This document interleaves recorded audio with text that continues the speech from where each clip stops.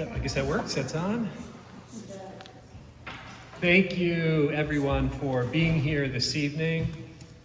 It's great to see a nice crowd here to listen to our Vermont Lieutenant Gubernatorial Democratic candidates. My name is Paul Burns. I'm the Executive Director of the Vermont Public Interest Research Group, also known as VPIR, and it is my privilege to moderate tonight's conversation with Esther Charleston, Molly Gray, and Ryan McLaren.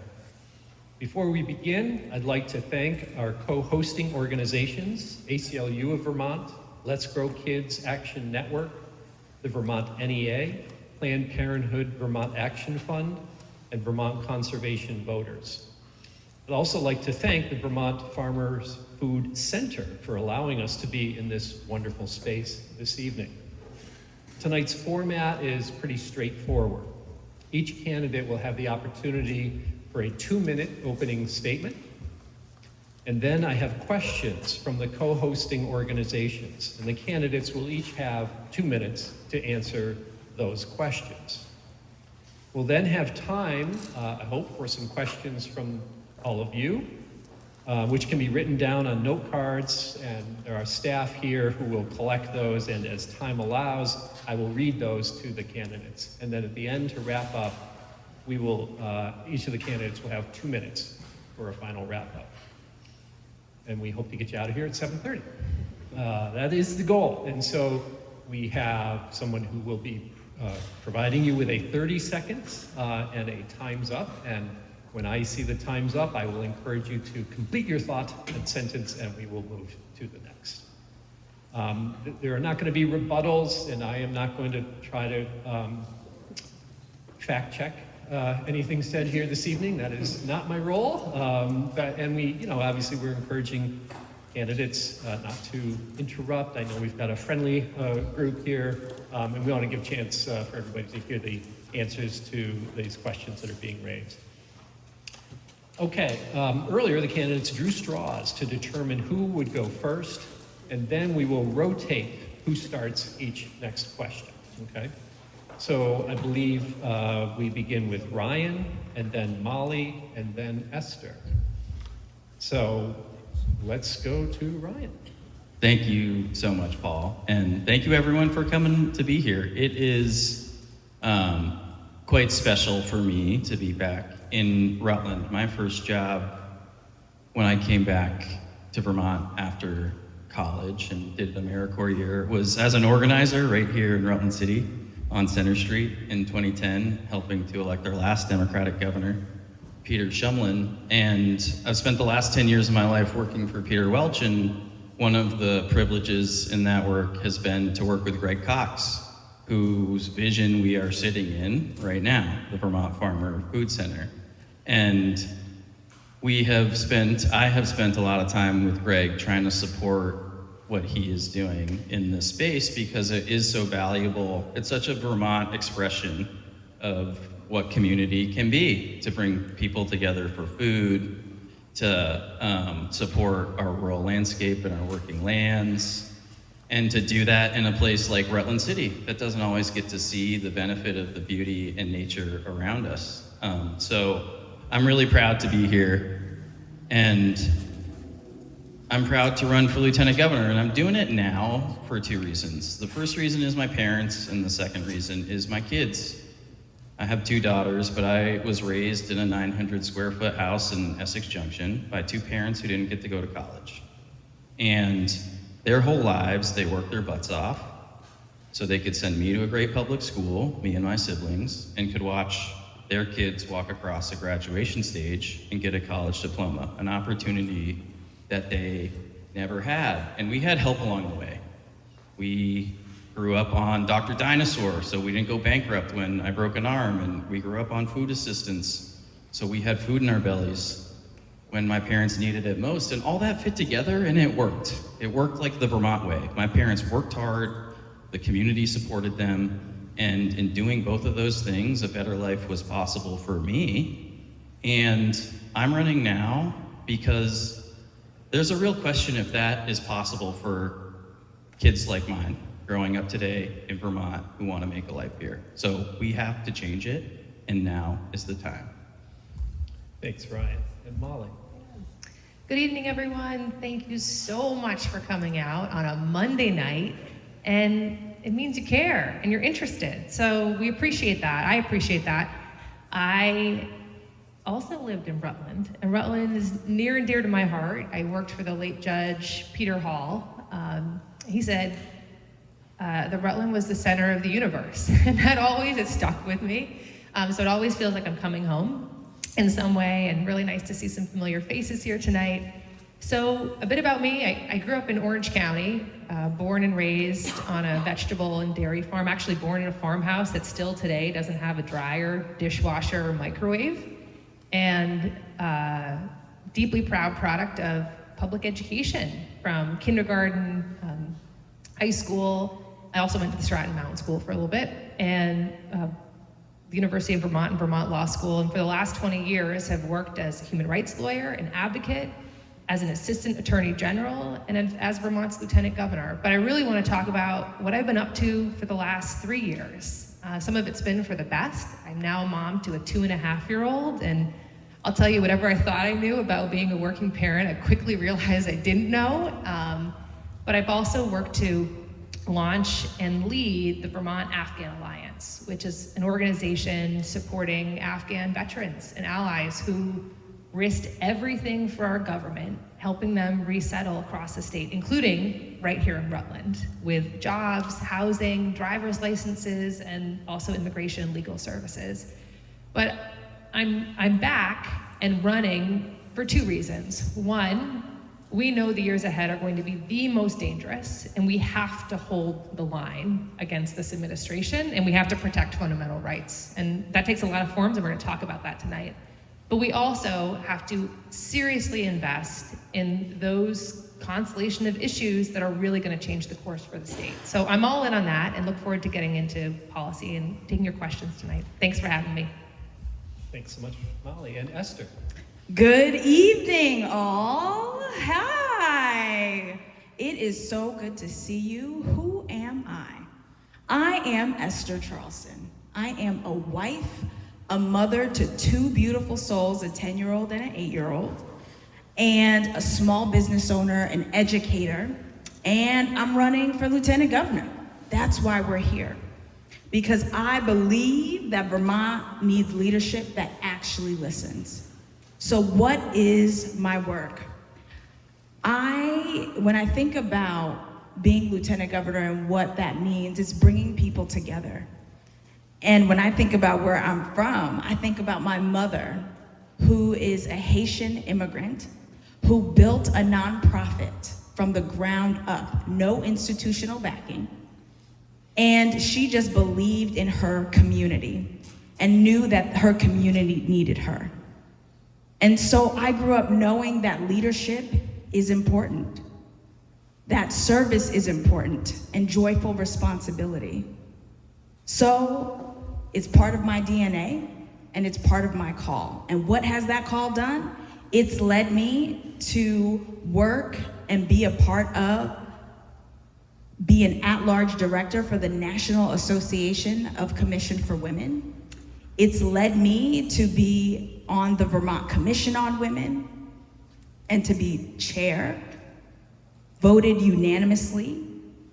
It's led me to my local select board, and it's also led me to a statewide race where I had the opportunity to listen to folks all across the state. And so this is part of my call, bringing people together, having hard conversations, and the time is now. As I travel the state from Bennington to Newport and hear conversations, people are feeling unheard and feeling like they want to connect. And so I hope to be that connector, and I'm looking forward to answering your questions. Thank you. Thanks so much, Esther and all. So, Molly, you got the mic, and we figured this out, so that's so great. So Molly will be the first to answer the first of our questions, and this one is on jobs, economy, and cost of living, which is, of course, kind of the #1 issue out there these days. The question is this: in recent years, Vermonters have seen steep increases in the cost of housing, healthcare, energy, childcare, and food. In the last 12 months, Vermont's economy has lost more than 7,000 jobs. A recent survey found that 84% of Vermonters say their family finances are getting worse or only staying the same. The question is, what specific policies do you propose and support to lower the cost of living for Vermont families? And what do you believe would deliver measurable relief in the near term? In 2 minutes? I know. Do your best. Well, first things first. I'm running because I am a member of a working family. I care for my mom who has secondary progressive multiple sclerosis and also care for a 2.5-year-old. And I've got a 15 and 17-year-old, 2 boy stepsons. And every month we try to figure out, well, are we gonna save for retirement? Are we gonna pay for the mortgage? Are we gonna save for college? What about health insurance premiums? And are we gonna pay for childcare? All of that. So it is extremely expensive to live in Vermont. We have one of the lowest unemployment rates in the country, but one of the most expensive places to live. Healthcare, housing, everything is connected, which is why right now when we only talk about consolidating schools and as the answer for lowering costs, it's not taking into account the full picture. What we've done with childcare in Vermont, investing in childcare to make it possible for families to afford it, we have to duplicate that effort, do the same with housing, and really come to grips with the fact that we have the 5th most expensive health insurance premiums healthcare in the nation here in Vermont. And it's not just because we have a shrinking tax base, it's because we have some serious issues and inefficiencies in our system. So addressing those with urgency, with clarity, and with a focus on investment, because austerity is not going to get us there.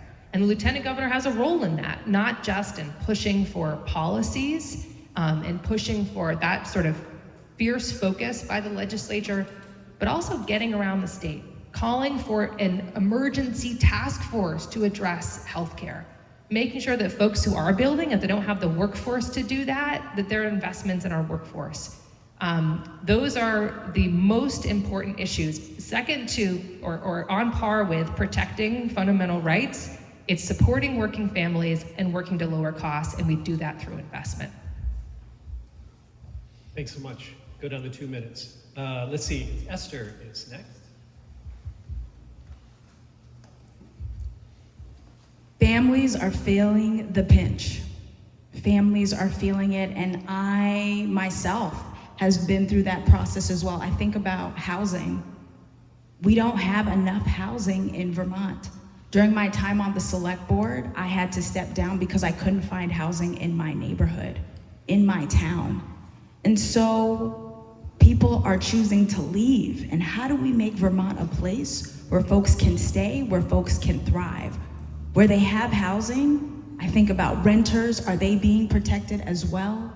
I think about families who want to buy their first home. Is this the place to do it? I think about those who are ready to sell their house, but can't, because where are they gonna go?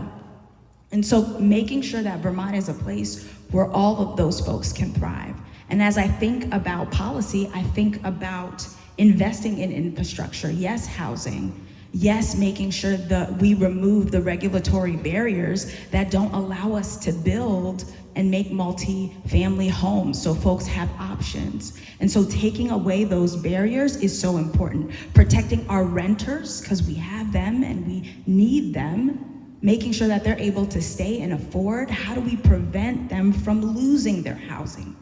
So that's really important. So that is my focus. So as Lieutenant Governor is bringing folks together, yes, traveling, and that work starts now. Traveling the state now, listening, making sure that those connections are there. So when you go back into the communities, they know that you're listening and that you're coming back. I specifically think of the Northeast Kingdom, who is, sometimes they feel forgotten. So making sure communities don't feel forgotten as we move through. Thank you. And Ryan. Yeah, thanks. I think it's just important to say on the outset that Vermonters have been telling us that it's too expensive to live here for a very long time. The cost of living has reached a crisis point, and so leaders in Montpelier are finally starting to wake up to it. But my frustration has been not that the problem diagnosis, like we all know the cost of housing, the cost of healthcare, the cost of education are skyrocketing right now. It's our commitment to action as leaders, and we have not elected leaders willing to act and act boldly. So I want to answer your specific question, Paul, which is like, what specific policies do you support? Housing. We are investing in housing right now through CHIP, a $2 billion investment in infrastructure. Really important, really great effort. Act 181 is a deep investment in housing, an important investment in housing. We'll maybe talk a little bit about that and how we can tweak it to make an even better for building housing and conserving land, but we need to keep our foot on the gas on both of those things. Healthcare. The rising cost of healthcare is driving up education costs across the state. I support universal primary care. That will drive care into communities, it will improve access, it will lower costs, it will make our outcomes better, because the best place to receive health care, not sick care, is in your community in primary care, not in a hospital. And then energy costs. We need to deploy wind and solar, the cheapest energy on the planet, none of which has to go through the Strait of Hormuz, as fast as humanly possible for our own energy independence. I'm proud Bill McKibben endorsed our campaign today because we are willing to act aggressively on climate and on deploying renewable energy. But it's not a question of determining what the problems are. We know, people feel it deep down. It's a question of, are we bold enough to act and act with urgency? Because the cost of doing nothing is really, really high for people like my parents who can't afford to stay in their house today. Thank you all. We're going to now move to a question on healthcare, and Esther will be the first to answer this one. As noted, Vermont has some of the highest healthcare costs in the country and indeed in the world. On average, people living in the United States spend about 7.9% of their annual income on healthcare, while in Vermont, the average is 19.6%. These healthcare costs are unaffordable and unsustainable for many Vermonters. At the same time, rural safety net providers like Planned Parenthood of Northern New England are also struggling to provide the care our communities need and are being forced to close their doors due to stagnant reimbursement rates and constant attacks from the federal government. The question is, what is your vision for a sustainable future for Vermont's healthcare in the face of these hardships? We begin with Esther. Those hardships that you talk about, as I travel the state and talk to folks, I hear it. I heard recently of someone who has Parkinson's disease and the fear that they have around, okay, can I keep up with treatment? And how am I gonna be able to do this? So the fear is real, and it's eating at a lot of folks here in Vermont. So when I think about solutions, when I think about what we can do, I think about us needing stronger oversight and transparency as far as our system goes and accountability for our healthcare. UVM has one of the highest rates as far as the cost for folks to get the right health care. And so how do we make sure that folks are able to afford that? In our rural areas, you hear about hospitals closing.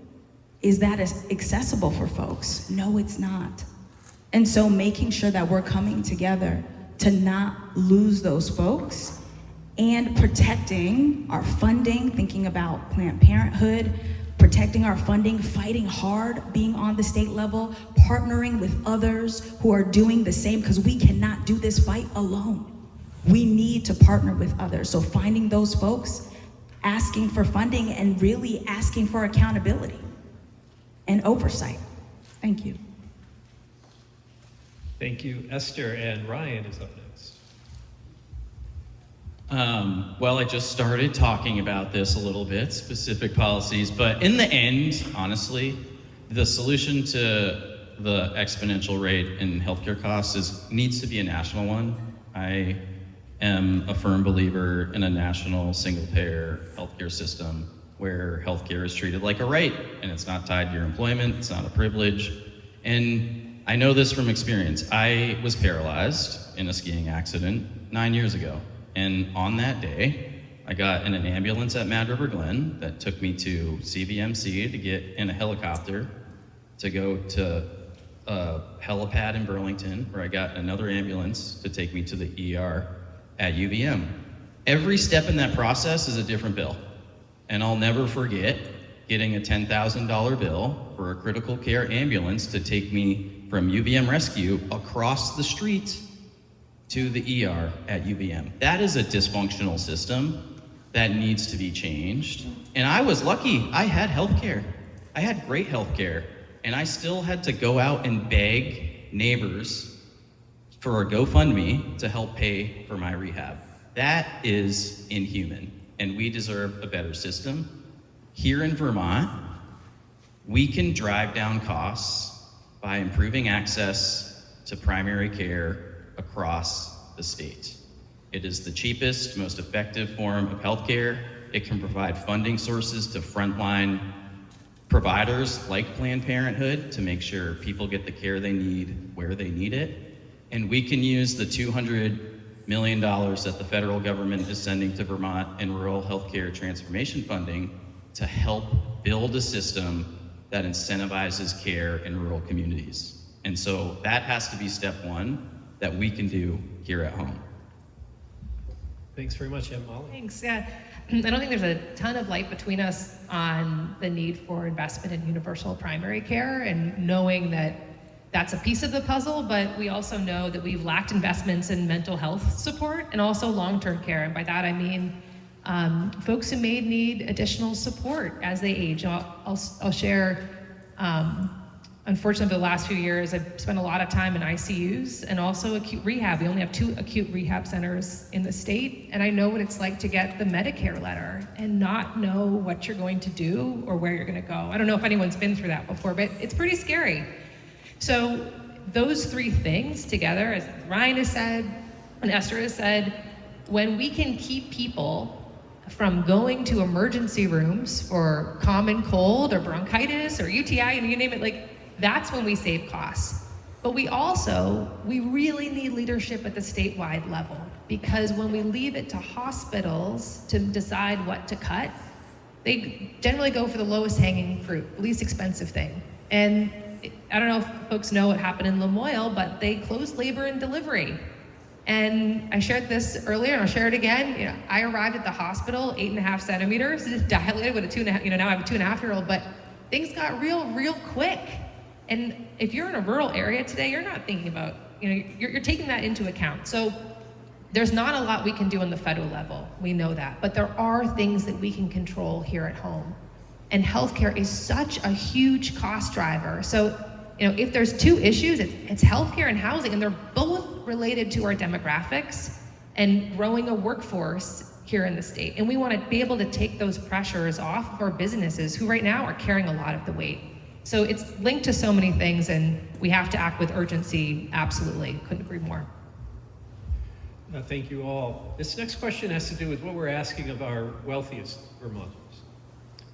With H.R. 1, which is the legislation at the federal level, sometimes known as the Big Beautiful Bill, others have other names for it.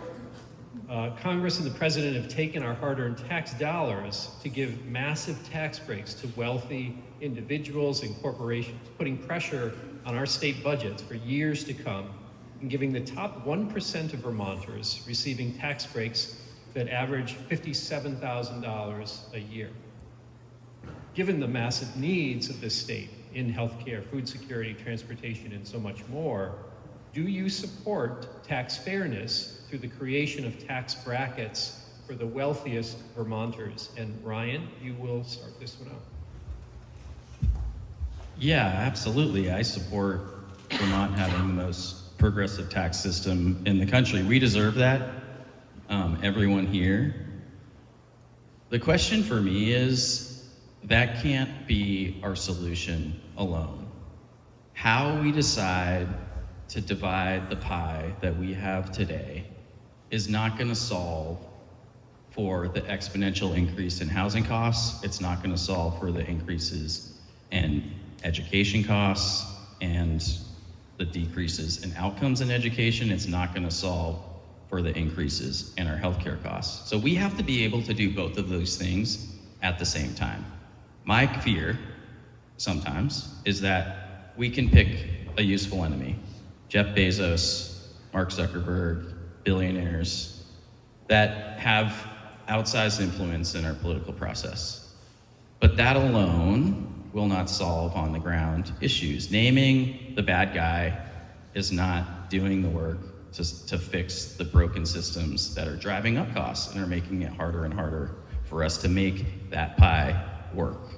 So my goal in this role, and for everybody, is to help us expand the pie. We all do better when we all do better. And so we have to have a serious conversation about how to fund our schools in a way that's fair. We have to have a serious conversation about what the right tax brackets are, depending on who lives here and makes money here. And I'm really excited about the change in funding in property taxes that is starting to consider the real cost that vacancy has in communities all over the state. Because that house that sits empty is not just added administrative costs, it's not just added, they're still paying for the fire department, all those things are still true, you gotta share those costs, but it erodes and deteriorates a sense of community when there's not a family in that home. And so we should be pricing in the cost of vacancy across the state, but we also have to be willing to address the fundamental systemic challenges in healthcare and education that are driving up costs. Thanks, Ryan. And Molly? I'm going to say something that's probably going to be pretty controversial, but I think a lot of folks don't trust Democrats to spend money wisely. And I already see some nods, right? I don't think you entirely disagree with me. If we're going to ask people to pay their fair share and to invest, right? We see that we need to have a plan for that investment. And we need to have a plan and assurance to say, when you invest, you're going to see a return on investment. So let's just say, for example, we said our most serious, strongest goals for the years ahead are to reform our healthcare system so we bring down costs, and to build more housing so we can grow our grand list, grow our population. How many people here, well, I guess I can't ask you a question, but if you're an employer right now, I can tell you, and I've heard this countless times, that people have offered folks jobs and then they decline them because they can't find housing here. So I support a progressive tax system, people paying their fair share, but we have got to have a strong plan for investment with a guaranteed and return investment, which means that we're investing in healthcare and housing as top priorities. And I keep coming back to childcare as an example where we've really seen that work. So let's have a strong plan and support investment in that. Thanks, Molly. Esther?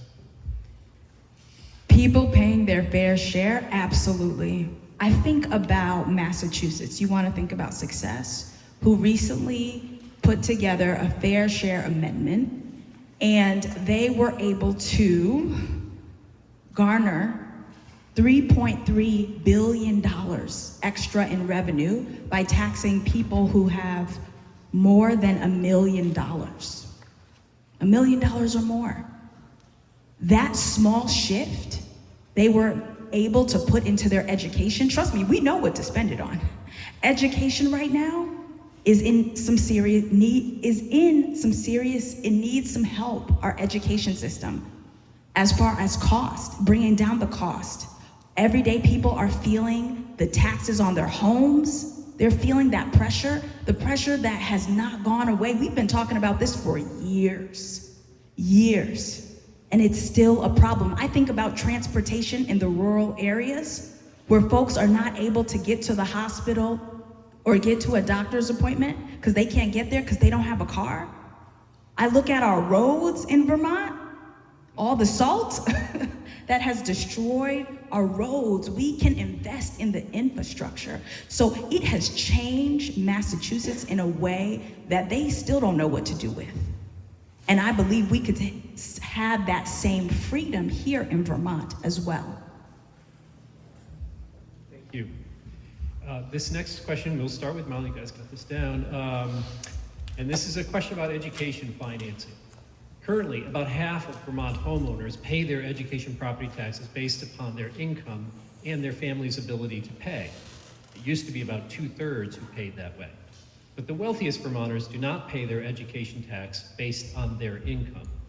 By eliminating the residential homestead property tax and moving to an income tax for all Vermonters, and not just for working and middle-class Vermonters as we do now, we can ensure that everyone pays their fair share while providing real relief to working and middle-class Vermonters.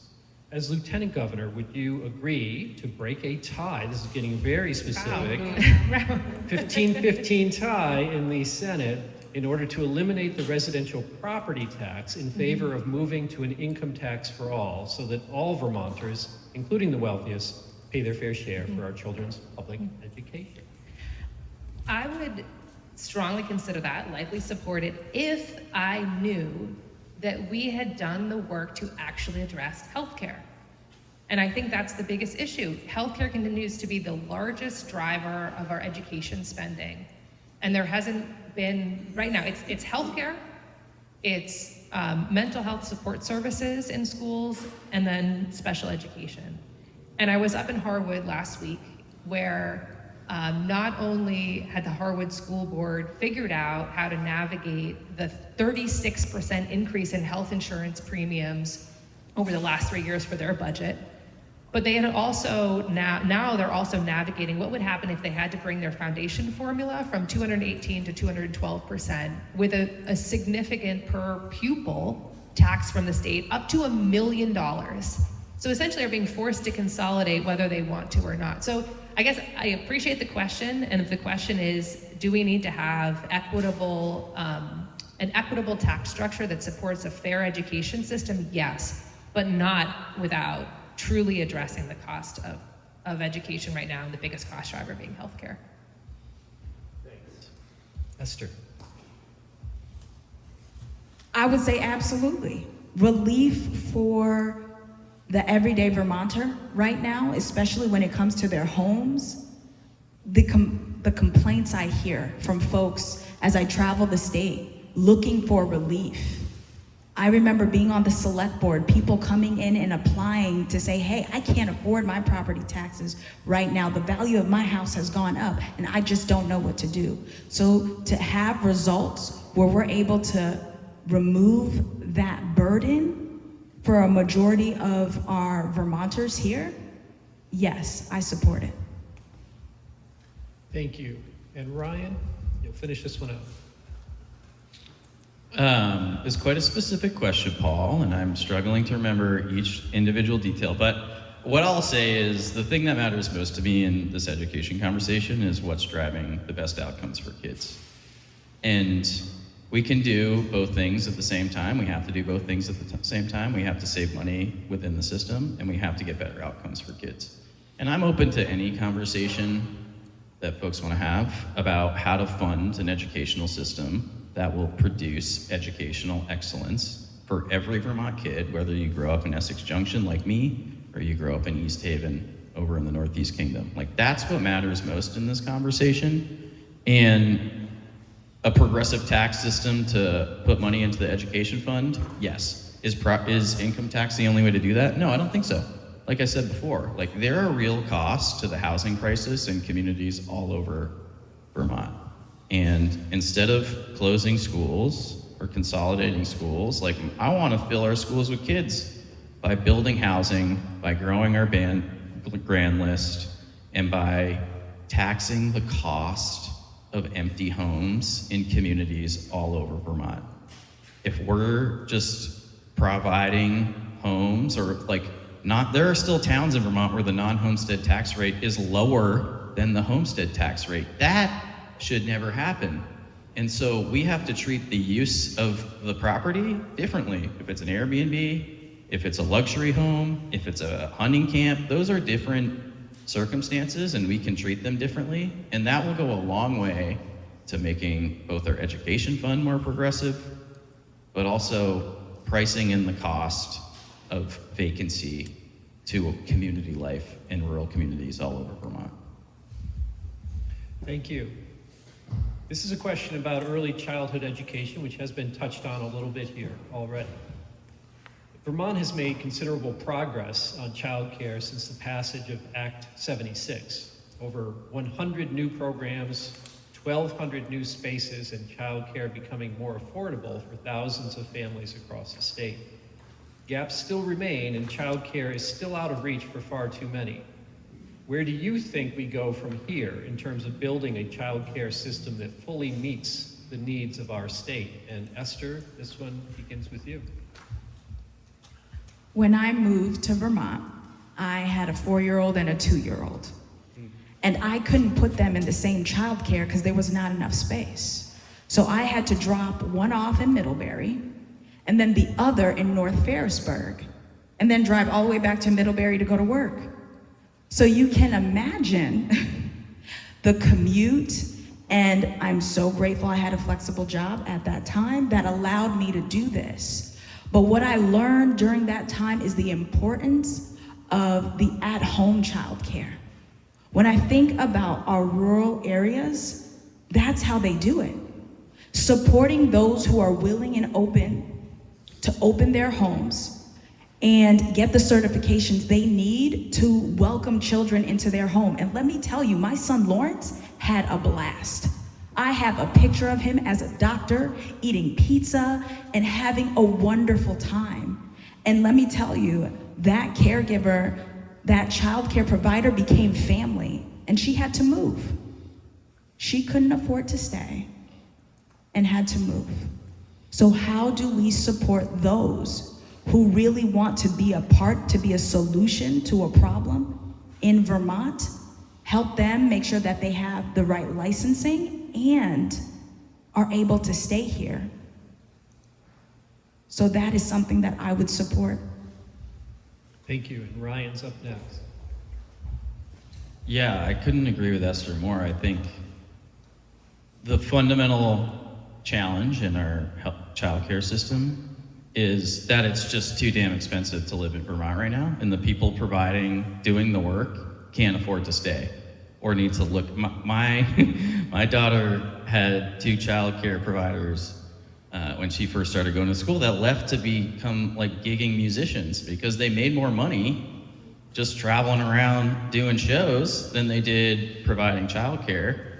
And it's not like they were getting healthcare in their job teaching kids either. So if we want to have people doing this essential work, like, we need to pay them well, and we need to make this state livable for folks.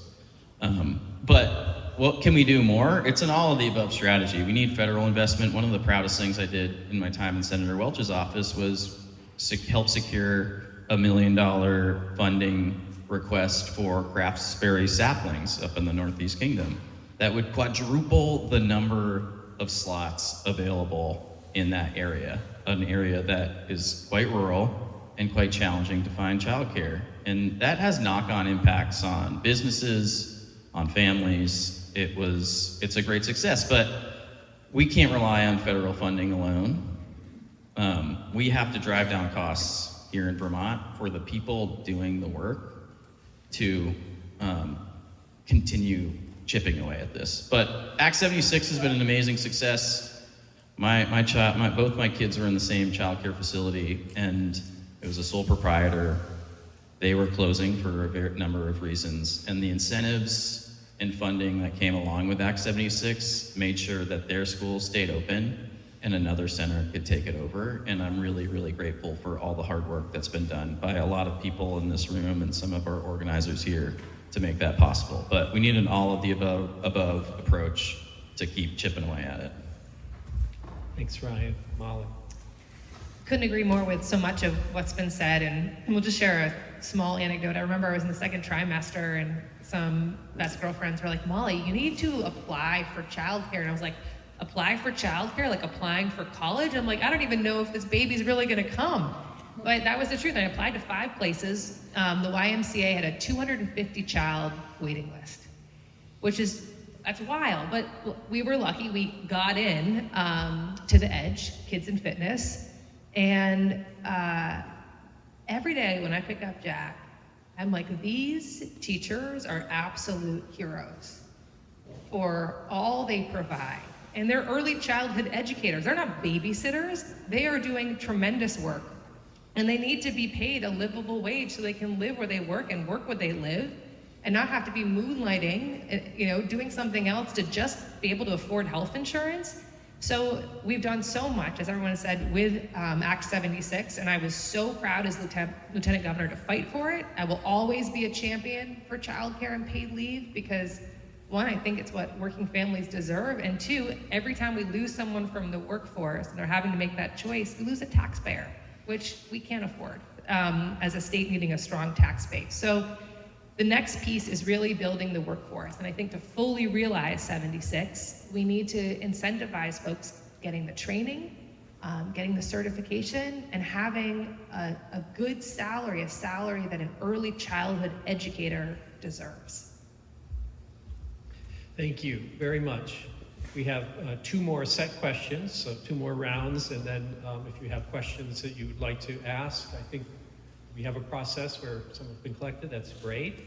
Okay, so this question is on the issue of homelessness. Vermont has the 4th highest rate of homelessness in the country, with more than 4,000 people unhoused in our state, including more than 1,000 children. On April 1st, we saw more than 160 households exited from emergency housing onto the streets, all of which include highly vulnerable individuals, such as people with disabilities or debilitating medical conditions, people fleeing domestic violence, and children. Question is, what is Vermont's responsibility to provide shelter to those in need, and what would you propose the state do to address this crisis? And Ryan, we begin this one with you. Well, first and foremost, nobody in Vermont should be sleeping outside, living in crisis from like motel room to motel room, particularly families with kids and folks with disabilities or health conditions. And it's sort of remarkable. I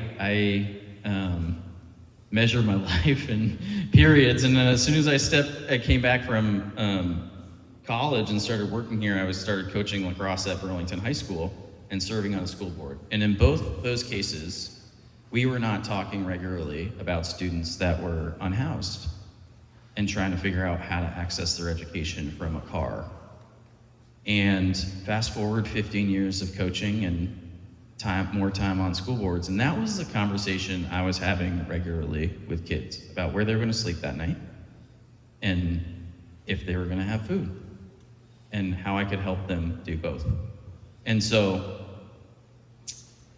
but the fact, homelessness is a housing problem in the end. The fact is, the places with the highest rates of homelessness also have the highest cost of housing. That correlation is clear. So we will never address this problem until we build more housing, period. But in an emergency situation, of course, we have to show compassion. I think a lot about how hard in Senator Welch's office we fought to get COVID relief money to Vermont to take care of people during a pandemic. And I think over $250 million of those dollars went into a motel, hotel housing program to keep people housed. But I think a lot about what that money could have done to just build more housing to make that permanent. In the end, that money left the state. It's in the hands of a handful of hotel and motel owners, never to be seen again. And what could we have invested in to make a permanent solution to what is a crisis of homelessness in Vermont?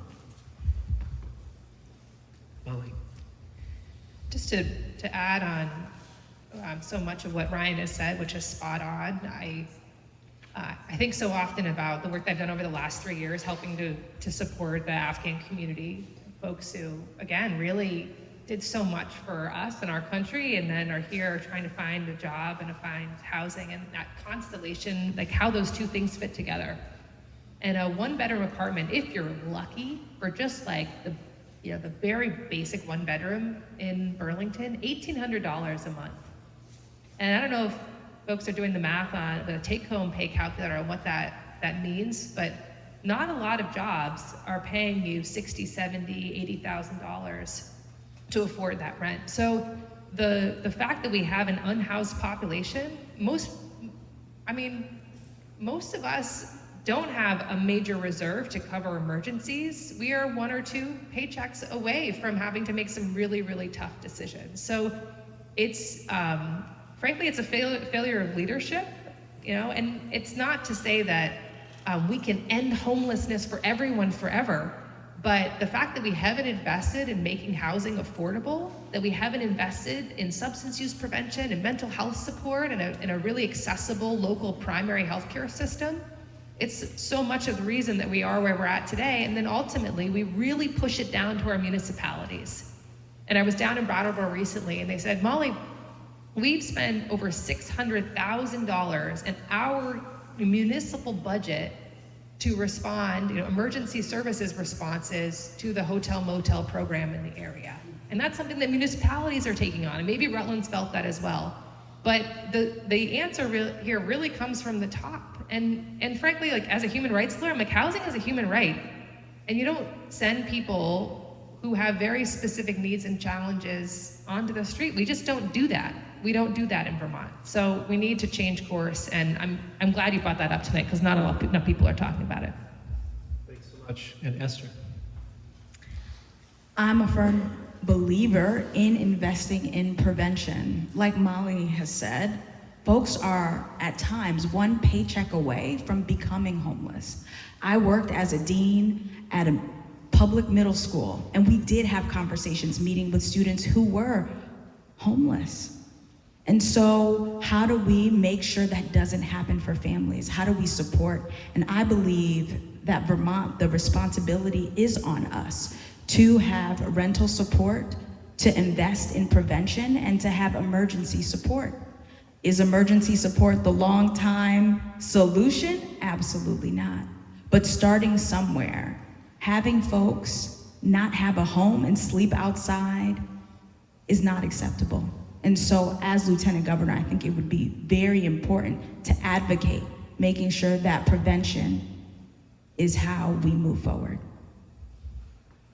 Thank you all. I just want to announce again that if you have a question, we have some cards available and even pens available if you needed to submit, and we have folks who can collect. So here's the last set question of the evening. This one comes from VPIRG, because it's about democracy and voting rights. And as I was saying a little bit earlier to some folks, tomorrow I'll be just up the street at the federal courthouse, because the Trump administration has sued Vermont and our Secretary of State to gain access to Vermont's sensitive voter file information. And my organization, VPIRG, is intervening in that case to assist the state in defending against that lawsuit.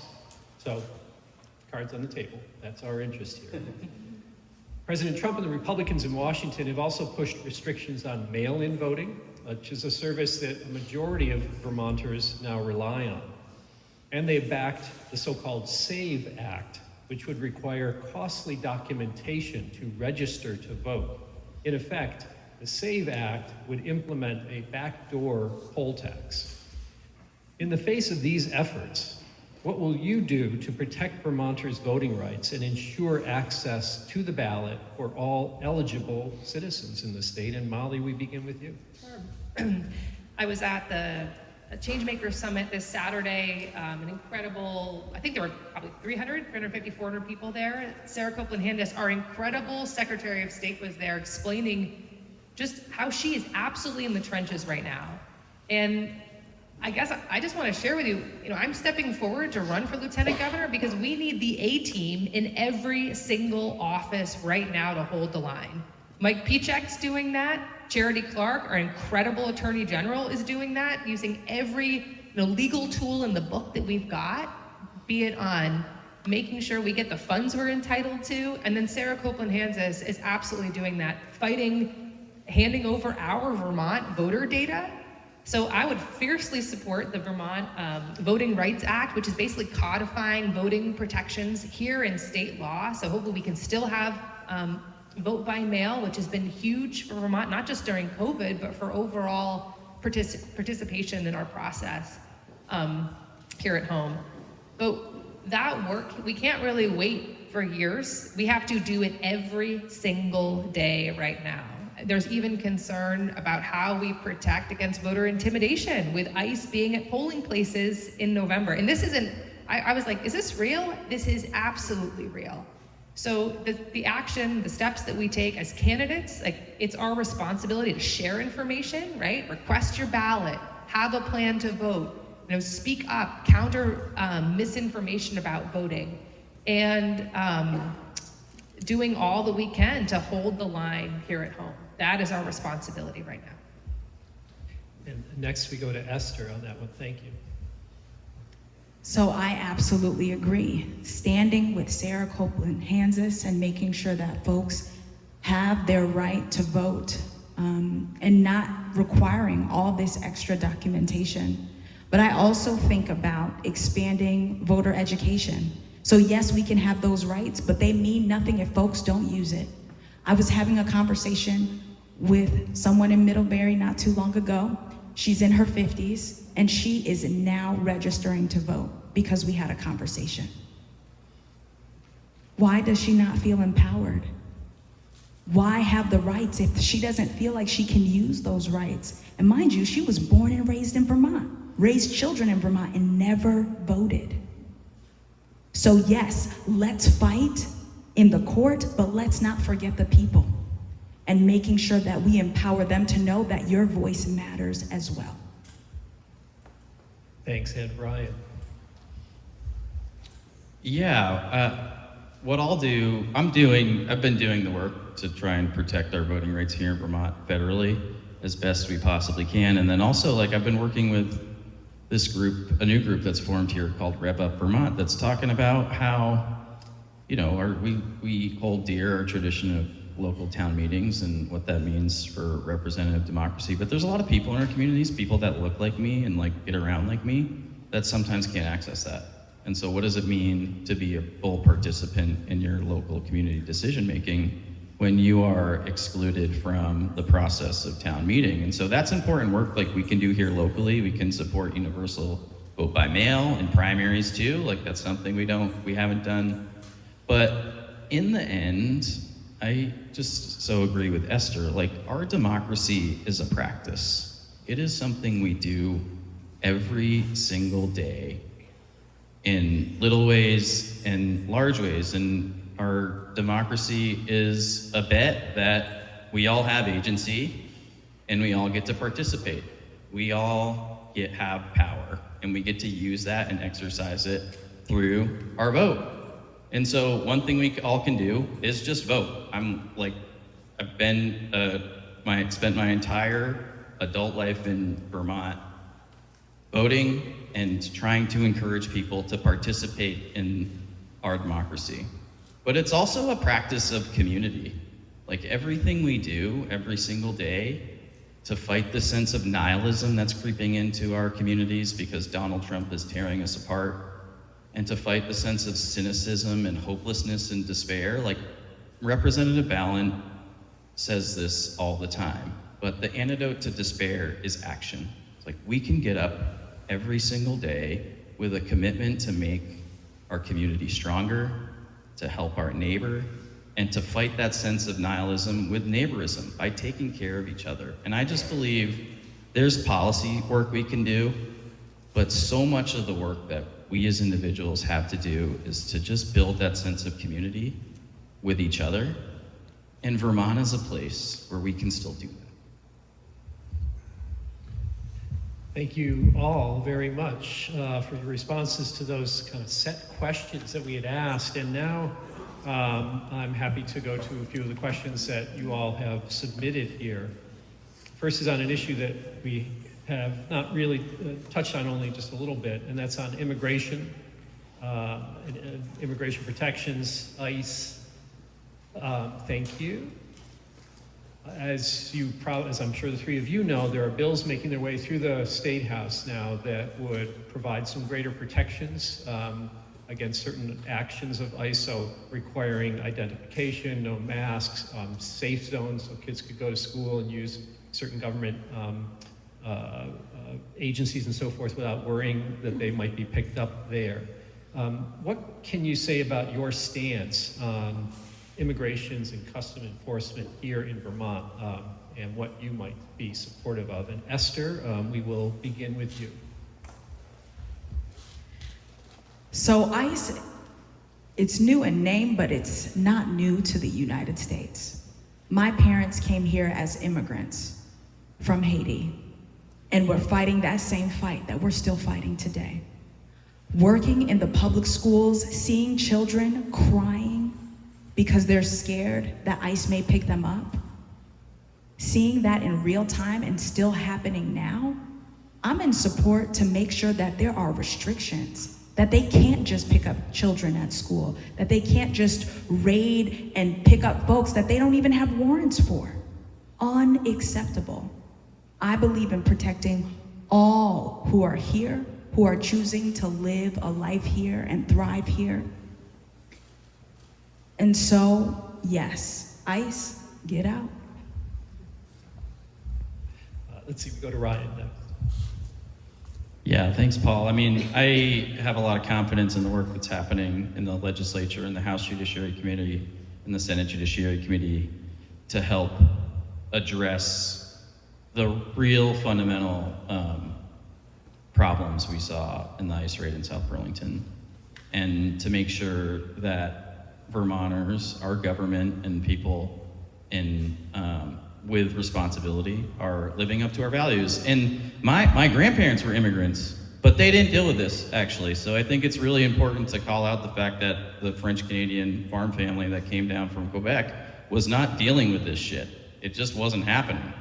Like, that it's fundamentally, it's about what people look like. It's the color of these people's skin, and we've determined they're unwelcome. And that is fundamentally un-Vermont. Vermont's story is an immigration story, one that it includes my grandparents, but also includes all the kids that I went to high school with that grew up in the Balkans and were fleeing war and landed here, the Afghan community that landed in Rutland maybe 10 years ago. I mean, I remember how difficult it was to house that first family. That was a Syrian family, yeah, that came to Rutland so long ago. And, you know, attitudes have changed. Vermonters welcome immigrants here, and we know they are fundamental to community life, they are fundamental to our economy, and they are fundamental to the fabric of what makes this place special and has always made this place special. So I'll do anything I can to not only protect folks that have chosen Vermont as their home and given so much to our communities, but to encourage more of it, because we need folks here. So much to say in 2 minutes, but I mean, first things first, we have a choice. We have a choice whether we coordinate with ICE or whether we capitulate with ICE, or we just say, no, we're not going to spend Vermont law enforcement dollars on civil immigration enforcement. And actually, we have a fair and partial policing policy that essentially says just that. So it's so important right now that we don't take our Vermont State Police or local PD off of the much needed work that's done in our communities to go after individuals who may be lawfully here, who are working in our healthcare system, working all sorts of jobs in the state, helping to grow our tax base and our workforce, right? Who are giving our state everything they've got. And I've seen that. I've been in the trenches over the last year. I want to just really briefly tell you a story that I think that really explains where we're at as a state and the choice that we have. There was an Afghan man. His mom was a Green Beret trained by the US government. And he was a teenager in 2021 when he had to flee in August. And he got his CDL. And we all know we need more folks driving truck, right? He picks up a load of cookies, punches in the fastest route to California, and it took him to Canada. And he crossed the border, he had no choice but to go into Canada briefly. And then he was detained by CBP, handed over to ICE. Vermont has a contract with ICE. So our Vermont corrections is the place where ICE detainees go. He didn't have access to legal counsel or an interpreter for a week. He called his mom. His mom called us. I drove up to Northwest Regional. We eventually very quickly put a habeas petition in and a temporary restraining order so he wouldn't be removed from Vermont. But that is something that we control. As Vermonters, we can control whether someone has access to legal counsel, to an interpreter when they're in our prisons, and we can decide whether or not we coordinate or capitulate with ICE. And I don't want a governor or a lieutenant governor who's supporting either of those. Thank you, Molly. Esther. Oh, I'm sorry. We started with Esther. Thank you. So let me go to a different topic here. Here's a question about kind of housing and homes here. There are a lot of homes, vacant homes in this person's town, second and third homes, Airbnbs. Do you support a higher tax rate for owners of houses that do not provide year-round rentals to Vermonters? If yes, please describe how this would be done. And Ryan, I think we start with you on this one. Yes, absolutely. This is exactly what I was talking about earlier, where each independent use of these homes has a different value to our communities. Let's be real. Our communities do better when they're full of kids, they're full of families, and people have the opportunity to buy a home where they can build a life. And there is a cost to a community like Stowe or Warren for the number of vacancies that exist day in and day out. And the Warren volunteer fire chief, assistant chief, excuse me, is a good friend of mine, and 80% of their calls are to second homes that are empty, where the fire alarm went off. There's something going on, something's buzzing, they get some alert on their phone in Connecticut or Boston, and we need those people to come here, but we also need those people to pay the cost of them not being in our community every single day. They're not paying sales tax at the Warren store. They're not paying the local options tax when they go and buy their groceries. There's all of these things that are we are not collecting from the vacancy of that single home, and benefits we could be gaining if there were kids in that single family home. So absolutely, 100%. And the property tax system is the way to do that. Act 73 has started down this process to differentiate the use of home, what the property is being used for, and categorizing those properties more than just homestead and non-homestead. That's not good enough anymore. So I think there's a lot of work we can do there to help fund our schools and make sure our tax code is prioritizing people that are living in our communities and building communities. Thanks, Ryan. Molly? I couldn't agree more, and I hate to repeat this because it breaks my heart, but over the last several weeks in particular, I've heard from more Vermonters that can count, especially folks from Newberry and rural parts of the state where so many people are just trying to make it work. When they feel like you're going to close our school, you're going to make it potentially harder to build homes, and this feeling of Vermont being a bit of a playground for those who have a second home. And that's not the Vermont I want Jack to grow up in. That's not the Vermont I grew up in. So I couldn't agree more with having an additional tax on second homeowners, and really to take that to make those investments that we so desperately need, and make sure housing is affordable and that healthcare is possible and that we still have schools. We're not going to turn the lights off on rural Vermont, especially when we spent the last several years getting broadband. Finally, right? We've got someplace we have it finally to the end of the road. Our brightest days are ahead of us. I truly believe that. It's going to be really hard right now, but we're going to resist by holding the line, and we're going to focus on our resilience locally. And we're going to get through this and come out the other side better. I don't think any of us would be here if we didn't believe that fully in our hearts. And we wouldn't be putting ourselves, our family, through this process. But, I'm all in because I believe that we can make a brighter future for the state. Thanks, Molly and Esther. So I'm hearing a unanimous yes for this question, but I want to add on to it. A few weeks ago, I had a chance to join the Burlington cleanup crew. And so what we do is, what they do, I should say, I just joined them and it was just amazing. But we walk around Church Street and pick up trash, pick up syringes. And while we were on our journey of cleaning up, we saw vacant houses in Burlington taking up space. And usually when it's vacant, there's a lot more trash, there's just a lot more going on. And so when I think about those who leave the state and have these homes and they're sitting empty when we have a housing problem, it's unacceptable. So yes to the tax. Thank you. This is we had a couple of questions, more kind of diving into education and specifically how we're funding it and so forth. It's a specific question here. Do you support or oppose forced school district consolidation plans, with Montpelier making decisions for local communities on where mergers happen?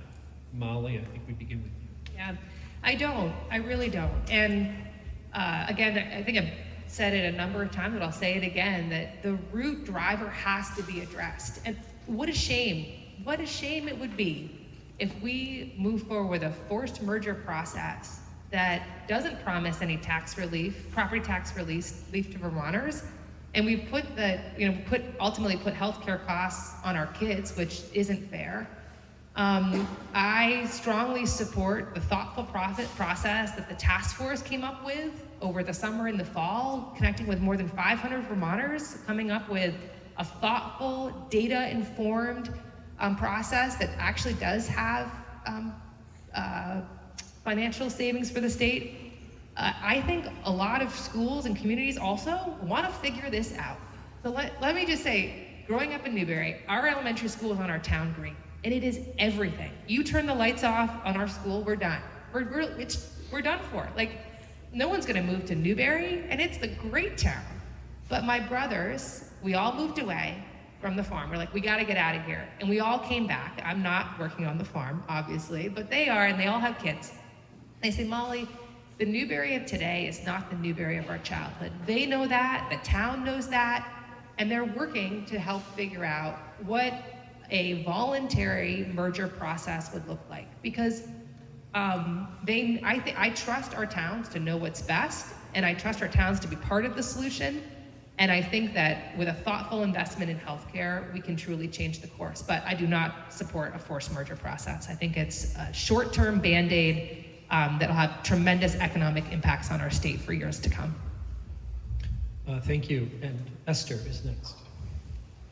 So Vermont has been here before, consolidation. Years ago, we had about over 250 school districts, brought it down to 119, and now the governor's proposing 5. Does that work? Actually, why are we consolidating? Isn't it to save money? Do we really save money? Those are the questions that come to mind for me. And in the past, we learned we didn't because of something called leveling. Like when you close down a school, you're paying a teacher $60,000 in one town. Now there's a merger and the other teacher is being paid $40,000. Guess what? The prices go up. So we've been here before. Our current solution to whittle down and to force consolidation does not build trust. And policy moves as fast as trust. So if we're forcing, we're losing folks. And so doing it together, being thoughtful, making sure that people are with us in the process is how we're gonna create communities that are with us and growing and also trust what's going on in Montpelier, because right now, is the trust there? Thank you. And Ryan. I mean, short answer is no. The trust is not there, Esther. But that's kind of writ large and maybe not specific to education. But the best thing we can do is fill our schools with kids. Like, I want to breathe life into rural communities, to build housing, to create economic opportunity. And like, we have to address housing and healthcare to do any of that, period. But that's not a tomorrow problem, and I think we have to be honest with ourselves that there is a real crisis. The double-digit property tax increases year over year are not acceptable. And we have had, frankly, poor outcomes. The trend lines in our educational outcomes for students are not good. And so I'm going to return to what I said before. The most important thing to me in our conversation about public schools, as a kid that spent every year in a public school in the state of Vermont and spent almost 10 years on school boards, is what is best for kids? What produces the best educational outcomes? We know two things. One, the best way to teach kids is time in a classroom with a high quality, well-trained, highly paid teacher. That is the most important thing. It's been proven time and time again for educational outcomes for all kids. So we have to maximize for that. Spending time in a classroom, if you're a third grader, one of 4 third graders in a classroom that's K through 8, is going to be really hard to achieve that, and we have to address that right now. But consolidation is not a magic bullet. Cooperation is, and there is broad agreement that we can save money and drive our dollars towards the actual educational delivery by having school districts cooperate. It does not make sense to have 119 school districts, each independently negotiating their own transportation contract, trying to figure out how to do federal civil rights law or hazing and harassment and bullying investigations. Those are services that can be shared amongst districts to both lower costs and improve educational outcomes. And I'm excited that that conversation is happening, because the only way to fail is to like cling to what we've been doing for the last 50 years. Like, the status quo is no longer working for Vermont kids, and I'm not going to sell a generation down the river because we're committed to nostalgia and not what's best for them. Thank you all. My clock says 7:16. We've got one more question, and then we got 2-minute closings, because I promised to get you out of here at 7:30. So we're going to do that. They may hang around for a minute if you had a question to follow up on. But here's a good one. It's a little bit more kind of general. You are all obviously recognize the problems facing Vermonters, but other than serving as a tiebreaker, that situation we talked about earlier, what is the role of the Lieutenant Governor in creating solutions? What would your role be? And Esther, we begin with you. My role would be a community-grounded leader, a bridge. So the Office of the Lieutenant Governor has a beautiful opportunity to convene and bring people together and build trust. And so that would be my work. And so currently I am a small business owner, Conversation Compass. I help organizations and communities have hard conversations and really move forward through some hard things. And so that's what I would do, be that bridge, go into the communities, not only stay at the State House, but go back to the communities and really bring the lived experiences to the policymakers and making sure that connection is there. Because right now, as Ryan answered the question I had before, trust is not there. And it's important that we take the time to build it. Thanks. Ryan, you're up next. Thanks. It's a great question, and one we get all the time. I think the important things, if you're thinking on paper for a lieutenant governor, is to be prepared to be governor if, God forbid, something terrible happened. And I'm running because I think I'm the most experienced person in this race to step in. I have over 15 years of experience working in public service at the state level, 5 years in the Shumlin administration, 10 years working for now Senator Welch at the federal government, and over 10 years of community service as a school board member. I have seen how these things fit together and work together day in and day out. And if I would be ready to step in on day one, but The other thing that Esther touched on is this is an opportunity for leadership. This position has been underutilized for a long time now. It has been treated like a stepping stone or a consolation prize or a placeholder. And we need someone in the lieutenant governor's office that wants to be lieutenant governor. Every other lieutenant governor, with the exception of our current governor for the last 25 years, has gone on to run for some other office and lose that election. And so if there is this thinking in the political world that this is an opportunity for some political ascent, it's not. It's an opportunity to get things done for Vermonters, and it's an opportunity we have not used well enough for a long time now. I have the experience and a proven track record of doing the work to just get things done in this role, and I am really excited to do it. I am running for lieutenant governor because I want to be lieutenant governor, and I will be a great lieutenant governor. And that is what's driving me, to get results for Vermonters. Thanks, Ryan. Molly? I loved serving as lieutenant governor. I love the job. It's an incredibly special position in government. Not only, yes, under the tie-breaking vote, they didn't have one. Madeline Kunin had one, and John Rogers, our lieutenant governor right now, had one. He sent an acting Trump U.S. attorney to the Vermont Supreme Court, which I would not have supported that. But I know what the office can do and what it can't do. You certainly have to be prepared to be governor at any point. And I met with Phil Scott every 2 weeks and sat down with every commissioner and every secretary because I wanted to be sure that if something did happen, that I'd be ready. And that's just my leadership style. Preparedness, readiness, experience. But the lieutenant governor also has this funny job. It's on the committee on committees. You get to decide kind of which player gets to be on which team based on their experience. And that really gets to agenda setting, right?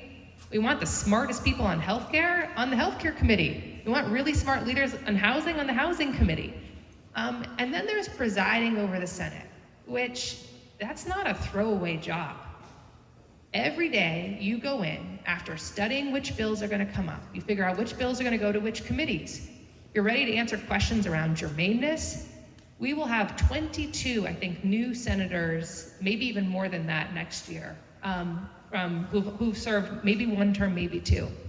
That's a lot of learning needed for new senators. They need a lieutenant governor who's going to help them know the rules, help them support them in participating. I care deeply about process as a lawyer. I feel like we don't have good process, we don't have good outcomes, and it weakens our democracy. So that's just the real bread and butter, day-to-day, half the year. But the other piece is how you, all of you in this audience, all of the folks across the state, how your voice is heard and what issues we decide to push. So tonight we've talked about housing, we've talked about healthcare. I'm running because I want to be fierce in my support of the legislature in helping to get those issues addressed. And that means bringing our best, our brightest. No one's coming to save us. It's just us. And the solutions for Vermont are in this state. I believe that. And I believe so strongly that I have the experience both to be a fierce fighter for Vermont in this moment when we need the A-team, but also to really make this office the very, very best that it can be in the years ahead. And just bless anybody who wants to go to Washington or has their eyes set on the governor. I know what this office can be, and that's why I'm putting it all on the line, because I believe we all deserve a lot better than we're getting. And we're going to go to 2-minute closing statements, though that sounded like it a little bit, but it's not. You got more. You got 2 more minutes each. We're going to start with Ryan, but I just want to say again how grateful I am to the candidates for being here, for all of you coming out on a Monday night, and what a breath of fresh air.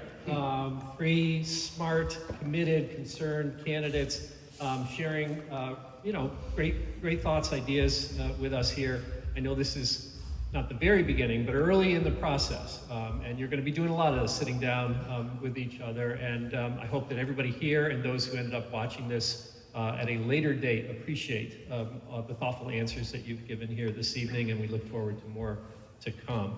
So with that, let's go to those closing statements, and we've got 2 minutes for each. We'll begin with Ryan. Thank you. Yeah, thank you so much for putting this on. It's been a blast, and I feel like it's such a privilege to be here with you all and to be talking about how we can make this place we love better. And when I did our kickoff, our campaign kickoff, I started with a Tolstoy quote that I love. And he said, this is a paraphrase, so don't quote me, but, there is only one time that truly matters. Now. Because it's the only time where we have any power. And that is the moment we're living in. There is a lot to make us anxious, to make us angry, to make us fearful or hopeless. There's a lot happening in our communities. There's a lot happening nationally. But we have power right now to make our lives and our families' lives and our communities' lives better. And the reason I know that is because one day, 9 years ago, I woke up in a hospital bed and couldn't move my legs. I was paralyzed. And in that moment, you get to choose. You get to choose to pull the cover over your eyes and hope for a miracle, that things might magically get better. And you could wish away the pain or wish away the challenge. Or you can choose to roll out of bed and figure out how to build the future that you know you deserve and that you want for yourself and your family and your community. And that's the way I've approached my life. To get up every day and to just try and do the work to make things a little bit better, to build a stronger community, and to help people. And Vermont feels stuck, paralyzed, you might say, with a lot of things right now. But the only way we're gonna get out of this is if we wake up every day with that commitment and we inspire each other to get to work. I think I can do that in this job, and I am really excited to try. So thank you. Thank you, Ryan. Next we go to Molly. I just want to look back and thank you all for staying here. And you're still here. I expected, we're going to see some people sneak out. Thank you for your time. Thank you for your questions. Thank you for caring.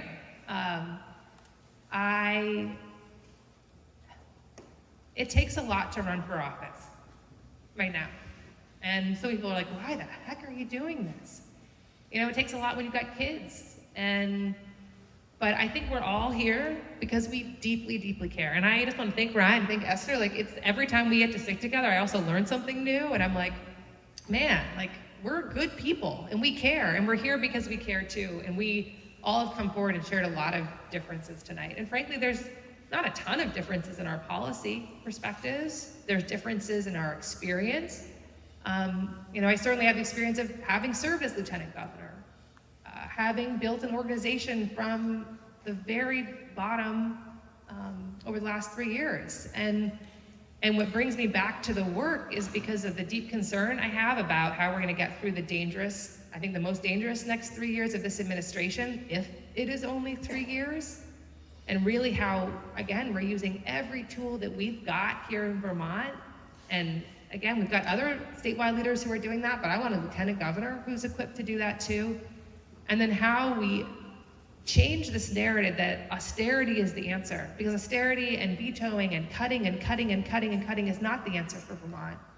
Our answer is the investments that we make, the investments in housing and healthcare and working families that ultimately will lower costs. And I believe that at my core. So I hope tonight you're feeling a little fired up and you talk about this race, you talk about what you've heard tonight. I hope you find a way to get involved. I mean, we will all ask you to volunteer, and if you want, volunteer for all of us, but get involved, please, and encourage your neighbors and your friends to do it as well, because we need you, and that's how we're gonna get through this together, showing up, having conversations, looking each other in the eye, and doing it different here in Vermont. So, thank you so much.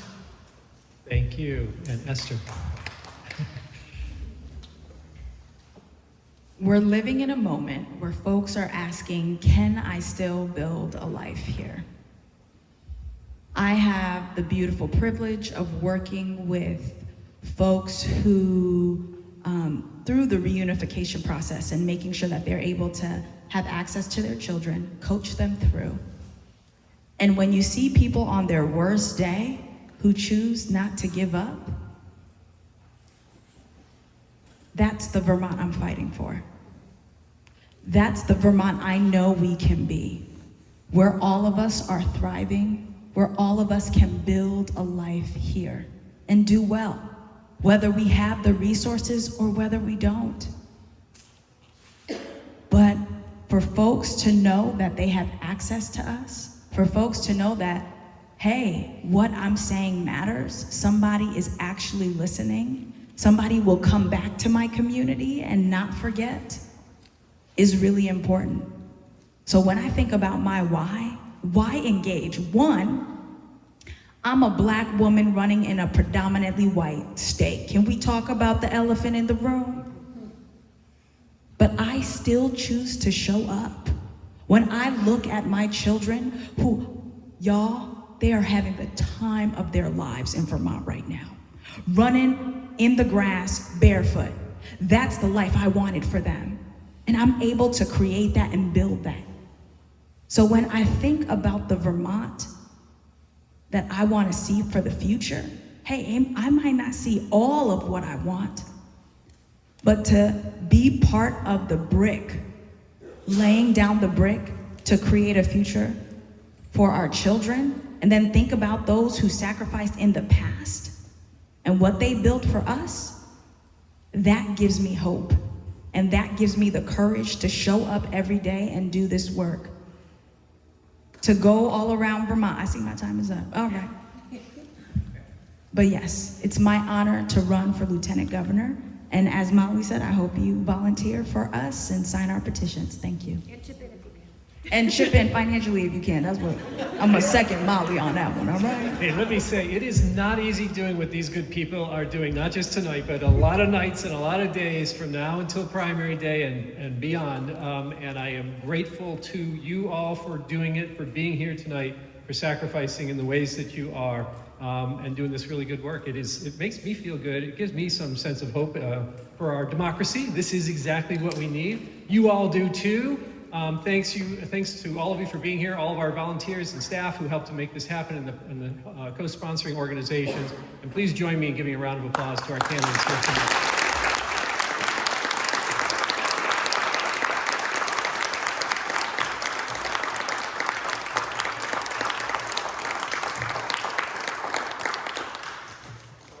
You are free to go or chat.